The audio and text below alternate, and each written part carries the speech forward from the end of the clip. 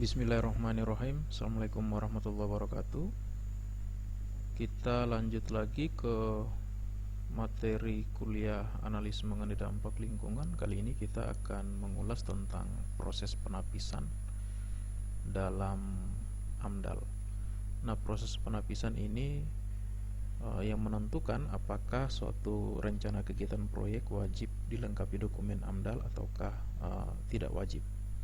Nah, adapun pokok bahasan yang akan kita ulas pada pertemuan kali ini, yang pertama adalah pendahuluan dan definisi penapisan, tujuan penapisan dalam AMDAL, proses penapisan, kemudian rencana kegiatan yang wajib AMDAL, dokumen wajib bagi rencana kegiatan yang wajib AMDAL, dan dokumen wajib bagi rencana kegiatan yang tidak wajib dilengkapi dengan dokumen AMDAL. Rencana usaha atau kegiatan yang wajib AMDAL adalah kegiatan yang berpotensi menimbulkan dampak penting terhadap lingkungan hidup dan dampaknya relatif sulit ditanggulangi, atau kegiatan yang berbatasan langsung dengan kawasan lindung. Nah, kawasan lindung yang dimaksud di sini adalah dalam penjelasan pasal 7 ayat 1 Undang-Undang Nomor 24 Tahun 92 tentang penataan ruang. Ada juga tentang PP Nomor 47 Tahun 97 tentang Rencana Tata Ruang Wilayah Nasional, dan pasal 37 Keputusan Presiden Nomor 32 Tahun 90 tentang pengelolaan kawasan lindung. Itu ada definisi kawasan lindung mana saja yang dikategorikan sebagai kawasan lindung.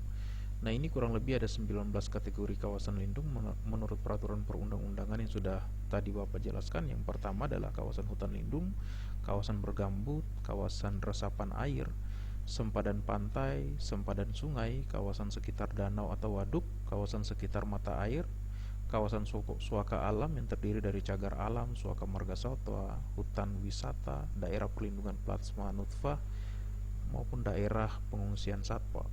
Kemudian kawasan suaka alam laut dan perairan lainnya meliputi perairan laut, perairan darat, wilayah pesisir, muara sungai, gugus terumbu karang, atol, dan keragaman atau keunikan di dalam ekosistemnya.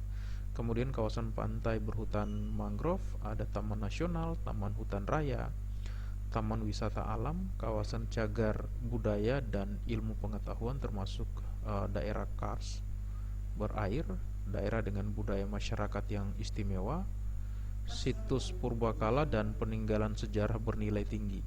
Nah, kawasan rawan juga yang terakhir adalah kawasan rawan bencana. Nah, ini adalah kurang lebih 15 kriteria yang bisa dikategorikan sebagai kawasan lindung, sehingga perencanaan pembangunan atau perencanaan proyek yang bersentuhan dengan kawasan-kawasan ini memang wajib untuk dilengkapi dengan dokumen AMDAL. Nah, untuk mengetahui apakah suatu rencana kegiatan memerlukan AMDAL atau tidak, maka dilakukanlah proses penapisan. Nah, penapisan adalah suatu cara untuk memilih rencana kegiatan atas dasar ketentuan yang berlaku, sehingga dapat ditentukan jenis dokumen yang perlu dibuat oleh pemrakarsa atau pemilik proyek. Nah, penapisan akan menghasilkan jenis dokumen yang akan disusun. Apakah perlu menyusun AMDAL bagi proyek yang wajib AMDAL, ataukah cukup hanya dengan menyusun dokumen UKL, upaya kelola lingkungan, UPL, upaya pemantau lingkungan bagi proyek yang tidak wajib AMDAL. Nah, tujuan penapisan dalam AMDAL yang pertama adalah untuk menentukan apakah suatu rencana kegiatan proyek memerlukan AMDAL atau tidak. Kemudian kedua, untuk menentukan apakah suatu rencana kegiatan proyek yang perlu AMDAL harus menyusun dokumen analis dampak lingkungan sebagai syarat untuk memperoleh izin. Dan kemudian yang ketiga adalah untuk menentukan apakah ada aktivitas penyebab dampak, parameter lingkungan apa saja yang terkena dampak, teknologi pelaksanaan pembangunan, dan teknologi guna mencegah dan menanggulangi dampak lingkungan yang timbul akibat adanya aktivitas proyek, baik selama pembangunan operasional maupun sampai dengan pasca operasional. Itu kurang lebih adalah 3 tujuan umum dari penapisan dalam analis mengenai dampak lingkungan. Nah, ini adalah kegiatan penapisan. Misalkan ada dampak penting berdasarkan peraturan pemerintah, kemudian rencana kegiatan bagi yang wajib AMDAL, maka buatlah kerangka acuan. Di dalam kerangka acuan itu ada pelingkupan, kemudian pelingkupan ini nanti akan kita bahas lebih lanjut pada minggu depan. Kemudian selanjutnya ada analisis dampak lingkungan meliputi perakiraan dan evaluasi, kemudian buat dokumen RKL dan RPL untuk pengolahan dan pemantauan. Namun jika kegiatan tidak wajib AMDAL, maka cukup buat dokumen usaha kelola dan usaha pantau lingkungan. Nah, semua kegiatan yang sudah berjalan, dokumen pengolahan dan pemantauan lingkungannya berdasarkan rujukan dari Peraturan Menteri Nomor 12 Tahun 2007. Nah, itu adalah kira-kira gambar yang menunjukkan proses kegiatan penapisan sehingga bisa menentukan suatu proyek wajib AMDAL atau tidak, dan bagi wajib AMDAL dokumen apa saja yang disediakan. Sementara yang tidak perlu AMDAL, dokumen apa saja yang harus dilakukan. Semuanya ini tentunya untuk upaya pengendalian dampak lingkungan dari suatu kegiatan proyek yang akan dilakukan. Nah, 9 kriteria wajib AMDAL menurut Undang-Undang 23 tahun 2009 tentang lingkungan hidup, Pasal 23 tentang usaha atau kegiatan yang berdampak penting yang wajib dilengkapi dengan AMDAL terdiri atas 9 kriteria. Nah, kalian harus paham 9 kriteria ini. Yang pertama, mengubah bentuk lahan dan bentang alam. Kemudian eksploitasi sumber daya alam baik yang terbarukan maupun tidak.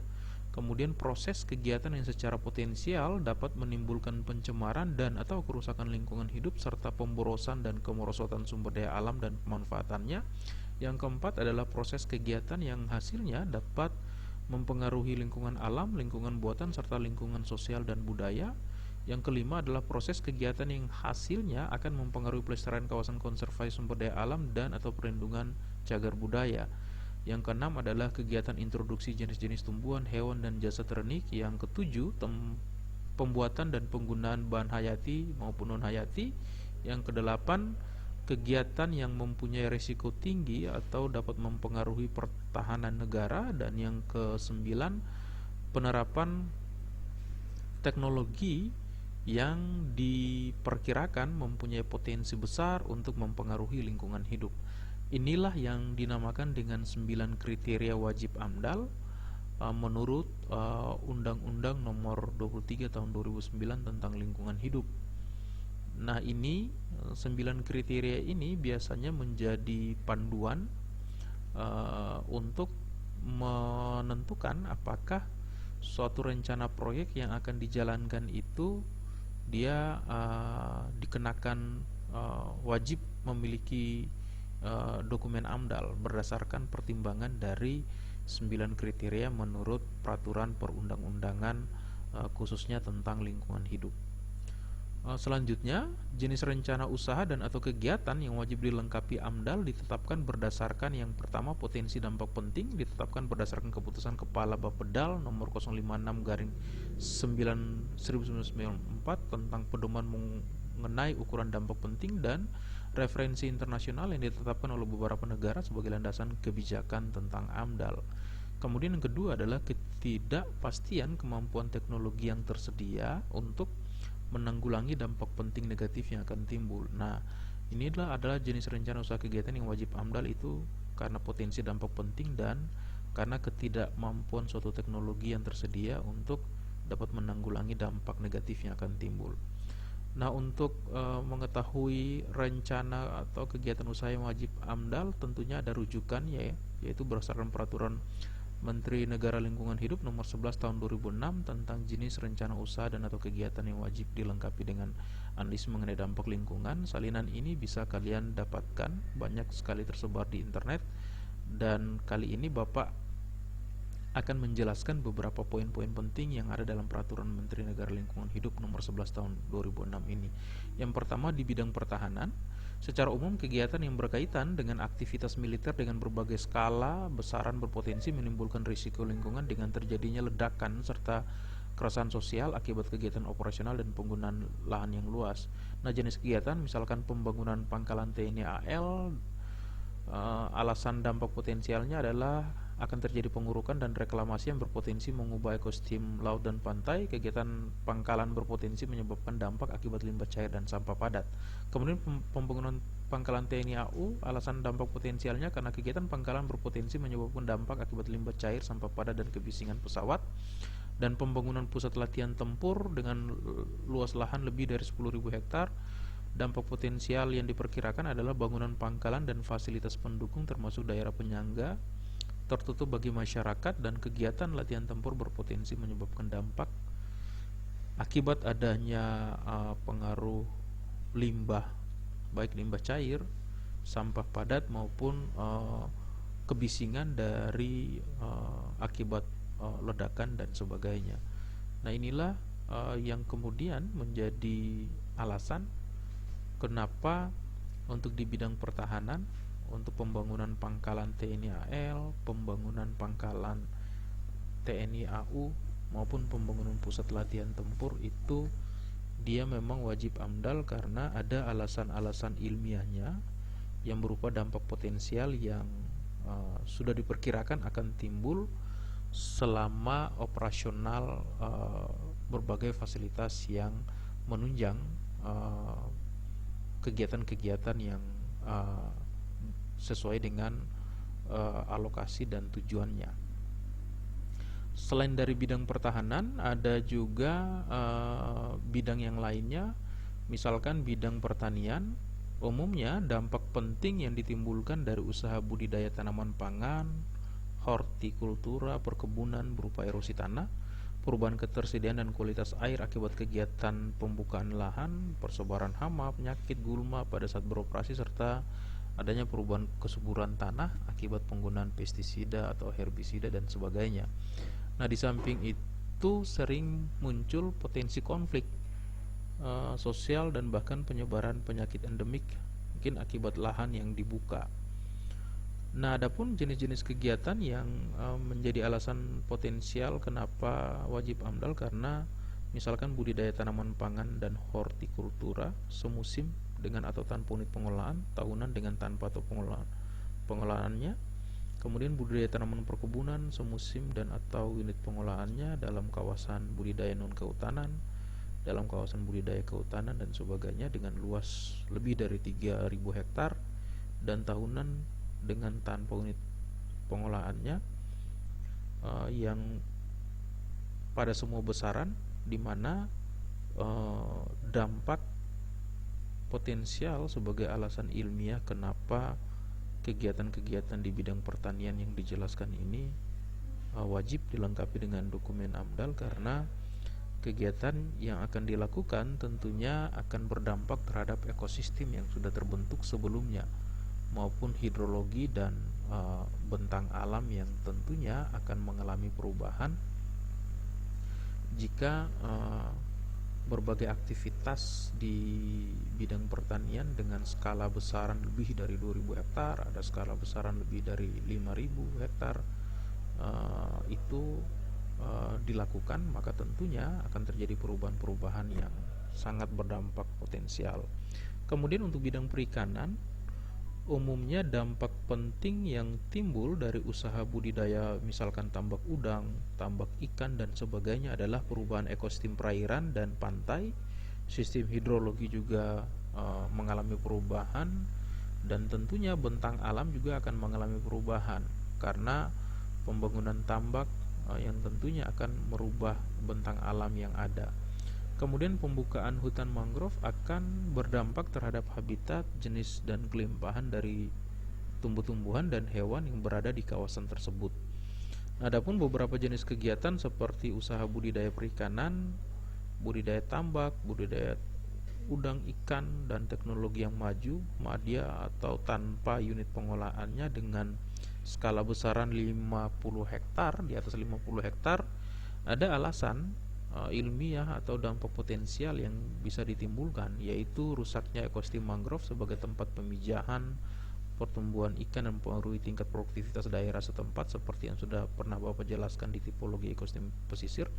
Kemudian beberapa komponen lingkungan yang akan terkena dampak adalah kandungan bahan organik, perubahan kebutuhan oksigen terlarut, kemudian keberadaan konsentrasi oksigen yang bisa mengalami perubahan, kecerahan air, kemudian jumlah fitoplankton, dan peningkatan virus dan bakteri. Kemudian semakin tinggi penerapan teknologi, maka produksi limbah juga akan semakin meningkat. Kemudian untuk budidaya keramba jaring apung, baik di perairan tawar maupun perairan laut, tentunya ada berbagai dampak potensialnya, misalkan perubahan kualitas perairan, pengaruh perubahan arus dan penggunaan ruang perairan yang terlalu padat, kemudian pengaruh terhadap estetika suatu perairan, baik danau, perairan pesisir, maupun nanti akan mengganggu alur pelayaran jika keramba jaring apung terlalu banyak. Kemudian untuk bidang kehutanan, pada umumnya dampak penting yang ditimbulkan adalah gangguan terhadap ekosistem hutan, karena ekosistem hutan yang sudah terbentuk mengalami perubahan. Nah, hidrologi, keanekaragaman hayati, hama penyakit, bentang alam, dan potensi konflik sosial tentunya pasti akan terjadi. Nah, adapun jenis-jenis kegiatan seperti usaha pemanfaatan hasil hutan meliputi usaha pemanfaatan hasil hutan kayu dan hutan alam dengan semua besaran, tentunya memberikan dampak potensialnya berupa pemanenan pohon dengan diameter tertentu, tentunya akan merubah struktur dan komposisi tegakan yang ada. Kemudian pengaruh kehidupan satwa liar dan habitatnya, karena hutan yang sudah terbentuk biasanya juga berasosiasi satwa-satwa liar yang memang sudah ada sebelumnya. Nah, kemudian usaha pemanfaatan hasil hutan dari hutan tanaman dengan luas lebih dari 5.000 hektar. Dampak potensial atau alasan ilmiah kenapa sampai perlu dokumen AMDAL, karena usaha hutan tanaman yang dilaksanakan melalui sistem silvicultur tentunya dengan tebang habis dan permudahan buatan berpotensi menimbulkan dampak erosi serta perubahan komposisi tegakan semuanya menjadi homogen, dan satwa liar serta habitatnya tentunya mengalami perubahan. Nah, hal-hal inilah yang tentunya perlu diminimalisasi agar dampak negatifnya tidak terlalu besar, dan tentunya perlu dioptimalkan dampak positif. Nah, dampak-dampak negatif inilah yang perlu dikendalikan dan diperkirakan sebelumnya agar mudah untuk dalam upaya kelola dan pemantauan lingkungan selama kegiatan-kegiatan itu berlangsung. Kemudian bidang perhubungan, ini contoh saja. Misalkan pembangunan jaringan jalan kereta api dengan panjang lebih dari 25 km. Alasan potensial atau dampak potensialnya adalah berpotensi menimbulkan dampak berupa emisi, gangguan lalu lintas, kebisingan, getaran, gangguan pandangan, ekologis, dan dampak sosial lainnya di mana jalur kereta itu dibangun. Kemudian konstruksi bangunan jalan rel di bawah permukaan, semua besaran berpotensi menimbulkan dampak berupa perubahan kestabilan lahan, air tanah, serta gangguan berupa dampak terhadap emisi, lalu lintas, kebisingan, getaran, gangguan pandangan, gangguan jaringan prasarana sosial, dan dampak sosial di sekitar kawasan. Kemudian untuk pembangunan terminal terpadu luas lebih dari 2 hektar itu berpotensi menimbulkan dampak berupa emisi, gangguan lalu lintas, kebisingan, getaran, dampak ekologis dan tata ruang, serta dampak sosial. Nah, untuk pengerukan perairan dengan capital drag volumenya lebih dari 500.000 berpotensi menimbulkan dampak penting terhadap sistem hidrologi dan ekologis yang luas dari batasan tapak kegiatan itu sendiri dan perubahan batimetri ekosistem, dan mengganggu proses alamiah di daerah perairan baik sungai maupun laut, termasuk menurunnya produktivitas suatu kawasan perairan yang dapat menimbulkan dampak sosial, karena tentunya biasanya kawasan-kawasan perairan itu menjadi sumber mata pencarian bagi masyarakat yang memang sudah hidup puluhan bahkan ratusan tahun di situ secara turun-temurun, dan kegiatan ini juga akan menimbulkan gangguan terhadap lalu lintas pelayaran akibat berbagai kegiatan yang ada. Nah, inilah kira-kira untuk di bidang perhubungan yang memiliki alasan ilmiah khusus atau dampak potensial yang diperkirakan akan timbul dari berbagai kegiatan-kegiatan dengan skala dan besaran luasan yang ada, sehingga tentunya semakin besar skala dan besaran serta luasannya dan kegiatan itu semakin intensif, tentunya akan semakin tinggi juga dampak. Selain dampak positif, tentunya adalah dampak negatif yang akan timbul. Inilah pentingnya untuk bagaimana memprediksi dampak-dampak negatif yang akan timbul, sehingga mudah untuk adanya perencanaan dalam hal pemantauan maupun pengolahan berbagai skala dampak yang akan ditimbulkan. Kemudian untuk bidang pariwisata juga ada. Pada umumnya dampak penting yang ditimbulkan adalah gangguan terhadap ekosistem, hidrologi, bentang alam, dan potensi konflik sosial yang bisa jadi terjadi saat suatu kawasan dikembangkan menjadi kawasan wisata, karena tentunya kehidupan sosial masyarakat akan berubah. Nah, adapun jenis kegiatan, misalkan kawasan pariwisata untuk semua skala besaran itu berpotensi menimbulkan dampak berupa perubahan fungsi lahan dan kawasan, gangguan lalu lintas, dan pembebasan lahan dan sampah yang kemudian pasti akan sulit kalau jika tidak ditangani dengan baik. Kemudian untuk bahkan misalkan pembangunan lapangan golf itu juga dalam semua besaran juga berpotensi menimbulkan dampak dari penggunaan pestisida, herbisida untuk penataan tanaman dan rumput-rumputannya. Itu tentunya akan memberikan dampak side effect yang juga besar, dan limpasan air permukaan runoff serta kebutuhan air yang relatif besar pada kegiatan-kegiatan seperti ini. Nah, inilah yang kemudian diperlukan penanganan dan pengolahan serta perlu adanya pemantauan sehingga bisa untuk dievaluasi dan diminimalisasi dampak-dampak negatif yang akan timbul. Kemudian ada juga di bidang rekayasa genetik, misalkan introduksi jenis tanaman dan hewan serta jasa ternik dan produk bioteknologi dan rekayasa genetik untuk semua besaran itu tentunya juga wajib AMDAL karena berpotensi menimbulkan dampak terhadap kesehatan manusia dan keseimbangan ekosistem yang ada. Kemudian budidaya produk bioteknologi hasil rekayasa genetik untuk semua besaran itu tentunya juga dikenakan wajib AMDAL karena berpotensi menimbulkan dampak terhadap kesehatan manusia. Selain itu juga diperkirakan akan mempengaruhi keseimbangan ekosistem yang ada, karena tentunya penerapan produk bioteknologi dan hasil rekayasa genetik ini tentunya akan beda dengan sesuatu yang memang secara alamiah sudah ada pada lingkungan yang akan dikembangkan. Nah, ini tentunya akan mempengaruhi keseimbangan ekosistem yang ada. Nah, ini adalah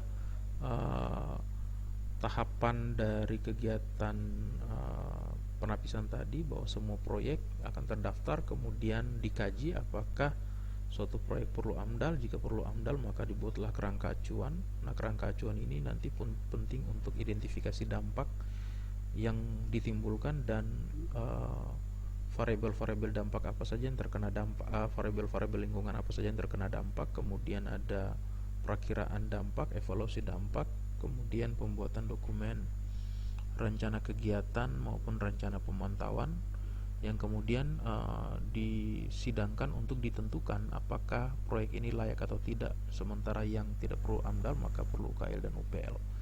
Kemudian perencanaan kegiatan wajib AMDAL harus memiliki 4 dokumen penting, yaitu kerangka acuan adalah ruang lingkup kajian analis mengenai dampak lingkungan yang merupakan hasil dari pelingkupan. Nah, ini nanti akan kita bahas untuk pelingkupan pada pertemuan minggu depan. Dan ada juga ANDAL atau analis dampak lingkungan, adalah telaah secara cermat dan mendalam tentang dampak besar dan penting dari suatu rencana rencana usaha atau kegiatan.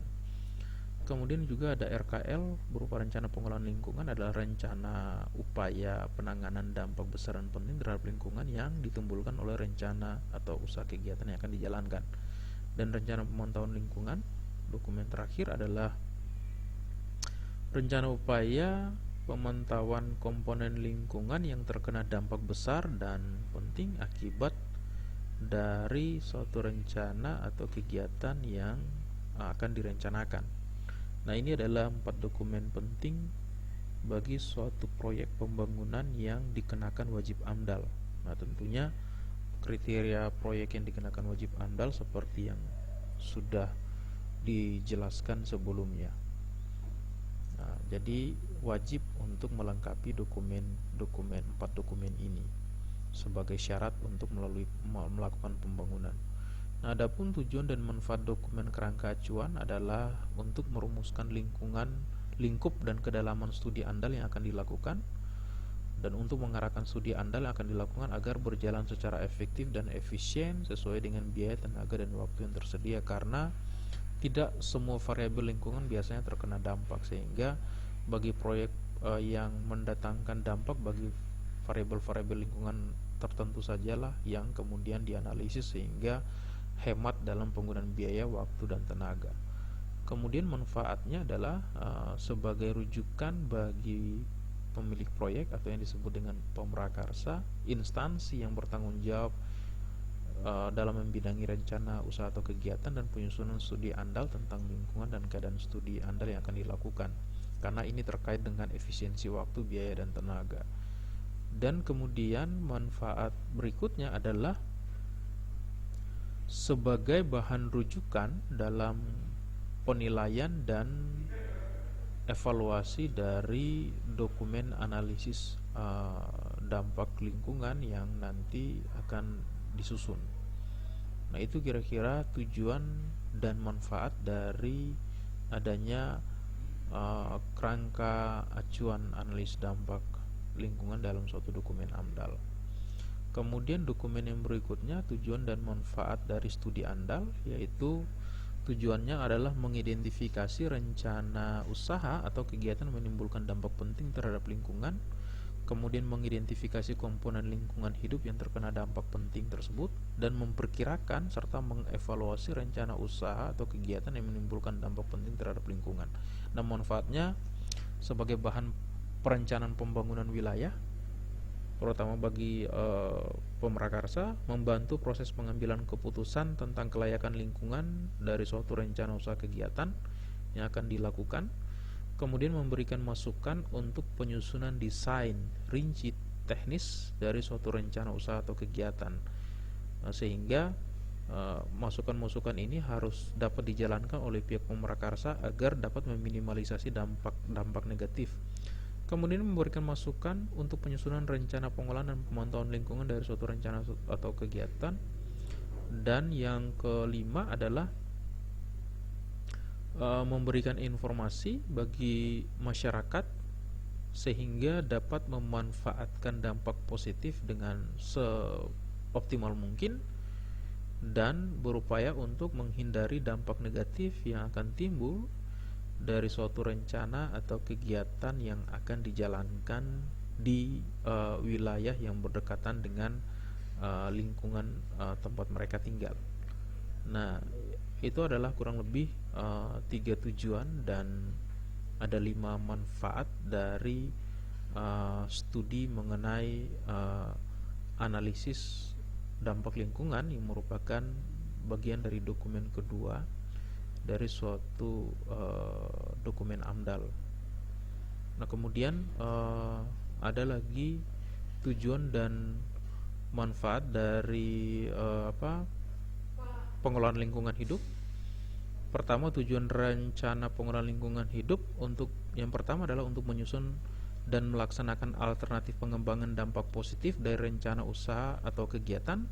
Yang kedua adalah untuk menyusun dan melaksanakan alternatif pencegahan dan penanggulangan dampak negatif, karena tentunya proyek pembangunan itu memang ada dampak positifnya dan tentunya juga ada dampak negatif. Ini bagaikan dua sisi mata uang yang tidak terlepas pisahkan, sehingga dalam rencana pengelolaan lingkungan itu bagaimana kita merencanakan untuk pengelolaan agar dampak negatif itu bisa diminimalisasi semaksimal mungkin. Kemudian manfaat dari rencana pengelolaan lingkungan hidup bagi pemrakarsa atau pemilik proyek adalah sebagai pedoman dalam melaksanakan pengelolaan lingkungan agar terhindar dari dampak-dampak negatif yang dapat merusak lingkungan. bagi instansi terkait untuk mengetahui tingkat kepedulian dari pemrakarsa atau pemilik proyek dalam penanganan lingkungan sesuai dengan peraturan perundang-undangan yang berlaku, dan bagi masyarakat tentunya untuk mengetahui upaya apa saja yang akan dilakukan oleh pihak pemrakarsa atau dalam hal ini pemilik proyek dalam pengelolaan dan penanggulangan dampak yang mungkin timbul, terutama dampak negatif, sehingga pada saat ada suatu dampak negatif yang timbul dan tidak dikelola, setidaknya masyarakat sekitar itu bisa tahu ada kekurangan dari pengelolaan lingkungan yang tidak dilakukan oleh pihak pemrakarsa. Nah, ini penting bagi pihak pemrakarsa sendiri, kemudian bagi instansi terkait, dan yang terakhir itu penting bagi masyarakat. Kemudian dokumen yang terakhir adalah pemantauan lingkungan.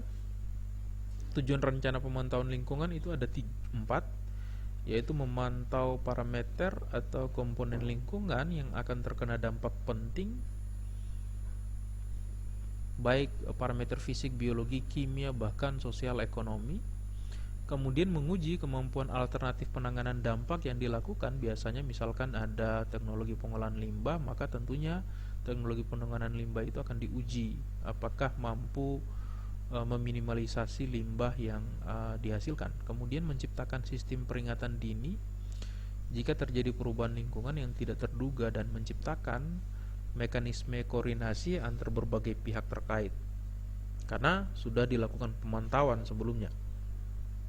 Nah, manfaat dari rencana pemantauan lingkungan yang pertama adalah untuk mengetahui efektivitas sistem pengelolaan lingkungan yang telah dilakukan oleh pihak pemrakarsa. Apakah sistem pemantauan lingkungan itu sangat efektif, dan jika tidak efektif maka tentunya perlu adanya perbaikan.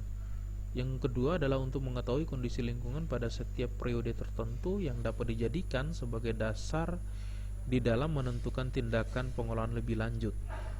Dan manfaat dari rencana pemantauan lingkungan yang berikutnya adalah sebagai bahan umpan balik dalam penyempurnaan pengolahan lingkungan yang telah dilaksanakan. Apakah setelah dikelola kemudian dipantau apakah ada parameter-parameter lingkungan yang tetap mengalami perubahan, maka tentunya ini perlu adanya umpan balik untuk dievaluasi apakah perlu diganti teknologi pengolahan atau seperti apa. Itulah kira-kira manfaat penting dari adanya dokumen pemantauan lingkungan atau yang disebut dengan RPL.